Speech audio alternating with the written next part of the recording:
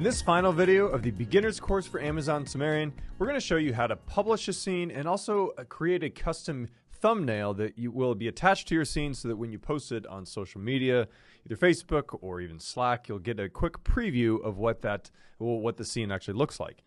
All right, there are essentially two steps we're going to take in this video. The first is to create a custom thumbnail. So to do that, we're going to select the top level entity over here in the Entities panel, and then I'm going to navigate to the Inspector panel, and under the tab with the same name, Beginner's Course, notice this is also where we can change the name of the scene. Also, we can add any descriptions that we want, add any tags, really anything we need to do to customize this video as it appears when it's displayed elsewhere. We can do that here. So if I want to say, so let's change the description to Training Simulator.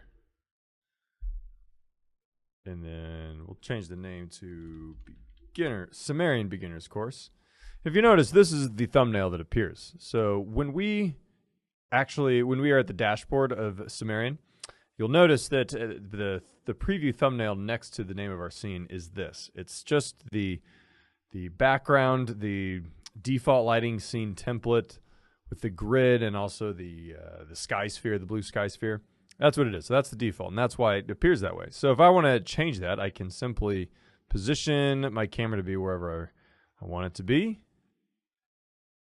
And so let's zoom out a little bit, and then I'll just click. Let's do that. Take screenshot, and then that is my new thumbnail for my scene. So that when I publish it, I go to Scene in the drop-down menu over here. I will go to Publish. This is the Publish window. I can do some custom CSS and JavaScript if I want. If not, I can just simply click Publish. I'll click OK. And it'll take a second to generate a custom URL. And I can click View.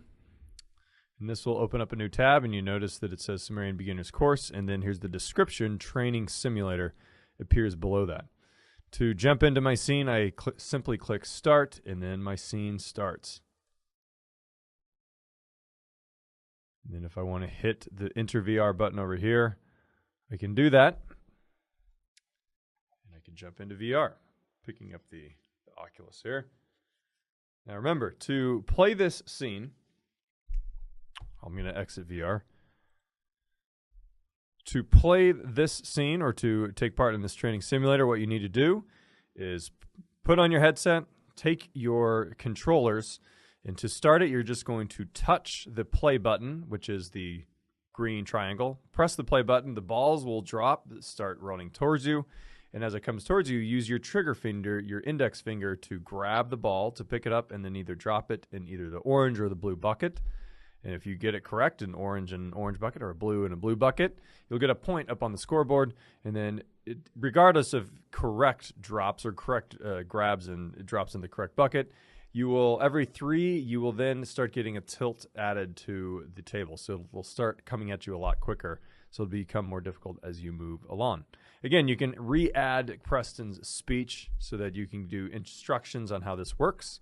Or you can do a YouTube video. You can add all those things back in if you'd like, but that is essentially the end of this course. And now we have a completed scene.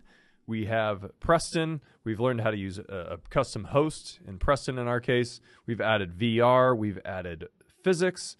We've added triggers so that when the ball drops into the bucket, something else can happen. We've added a counter to count how many.